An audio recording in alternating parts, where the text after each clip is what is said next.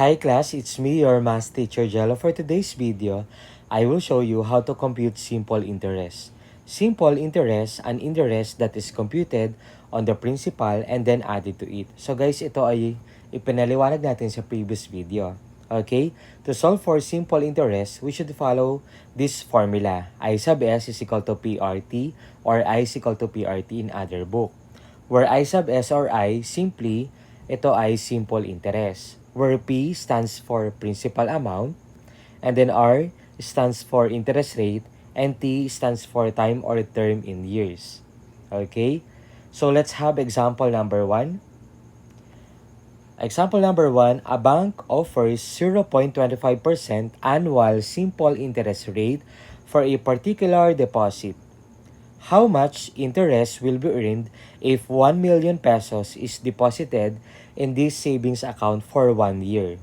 Okay, so guys dito, mas mahalaga na ilist down natin yung mga given natin. Okay? So, ang given natin, sulat natin yun guys. So, isa sa mga given natin ay yung principal amount. Okay? So, where P, or the principal amount, that is equal to, very good, 1 million pesos. Okay? So, 1 million pesos. Ayan guys. And then, another given which is, very good, the interest rate or yung R na tinatawag natin. Okay?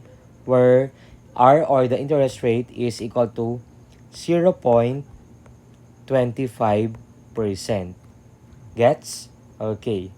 And then, we have, of course, time. Okay, which is 1 year. Okay, so T stands for 1 year. Okay? And then, after that, so, hinahanap natin, so find I sub S. Okay, or the simple interest rate. Okay. So, using our formula class, the formula is given by, we can use I sub S or I. Same lang yun sila class. Huwag kayo malilito. Is equal to PRT. And then, after this, so, we need to plug in, no? Okay, substitute your P or the principal amount which is 1 million pesos. So, P becomes 1 million pesos. And then, your R or the interest rate is 0.25%. So, guys, ito, i-convert natin or express natin into decimal. So, it will become 0.0025. And, of course, we have time which is 1 year. Okay? So, guys, huwag kayo malilito. P, ito yun, guys. Ito yung formula natin. Sinusundan natin yan. That is for, P stands for 1 million. R stands for 0.0025. And then T stands for 1. Okay? So, class, pagka ganito, magkakatabi sila and then we have parentheses. The operation to be used is multiplication. Okay? So, huwag kayo malilito dun, class. Okay, next.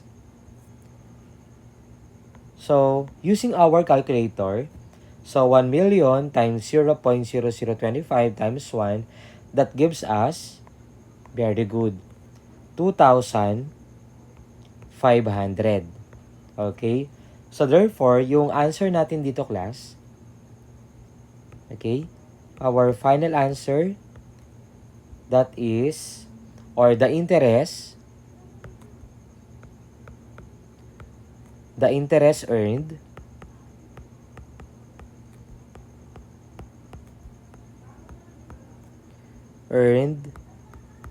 is 2,500 pesos. So guys, huwag kayong malilito at huwag kakalimutan na maglagay ng peso sign or peso symbol kasi we are talking about money. Okay? So, Ganun lang kasimple. Gets? Okay. Next, example number 2. How much interest is charged when 50,000 pesos is borrowed for 9 months at an annual interest rate of 10%? So guys, ulitin ulit natin. How much interest is charged when 50,000 pesos is borrowed for 9 months at an annual interest rate of 10%? Okay? So guys, katulad kanina, sulat natin yung mga given natin. Okay? So, isa sa mga given natin ay, of course, the principal amount. Okay? Which is 50,000 pesos. Okay? So, 50,000 pesos. And then, another given, which is, okay, very good. We have interest rate, which is 10%. So, R is equal to 10%. Okay. And then, we have, of course, the time, no? Okay. Which is, okay, take note of that, class. 9 months. So, in this case, hindi natin pwedeng isulat na 9 lang. Kasi 9, it pertains to 9 years. So, magkakamali kayo doon. Kaya, dito magko-convert tayo. So, when the term is expressed in months, it should be converted in years. So, we simply use this formula. Okay? So, we have T equals M over 12. So, guys, ito, gagamitin natin kapag given, isa sa mga given yung months lang. Okay? So, wag kakalimutan yan.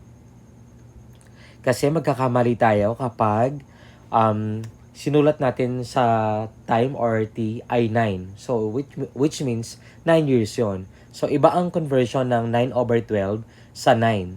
Okay? So, as simple as that. So, our time is, of course, M over 12. That is equal to 9 over 12. Okay? Tatandaan niyo yan. So, 9 over 12 year. Okay, next. So, using our formula, so we have I is equal to PRT, or the principal times rate times time. Okay. And then, we simply substitute or plug in natin what's the value of those variables. So, P, that is 50,000 pesos. And then, multiply natin kay R, which is the interest rate. That is 10%. So, how do we convert 10% in decimal? So, that is equal to 0.1 or 0.10. So, guys, dito, huwag kayo malilito. Okay? Kapag ang naisulat nyo 0.01, that is 1%. Okay? So, be mindful about it. And then, we have time, which is T. So, that is 9 over 12. Or, pwede na nating i-divide yan. So, 50,000 pesos. Copy ko muna yan, class. And then, times 0.10. And then, 9 over 12. So, kapag kinonvert natin yan into decimal, that is equal to 0.75. Okay? So, almost 1 year lang yan, class. Okay? So, ito yung sinasabi ko kanina. And then, using our calculator, so mag-calculator tayo dito. So, 50,000 pesos times 0.10 times 0.75. Okay, very good. So, the answer is 3,750. Okay? So, the answer, so yung answer natin ay the simple interest charge or the simple interest charge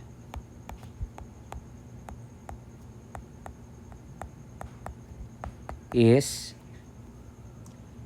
3,750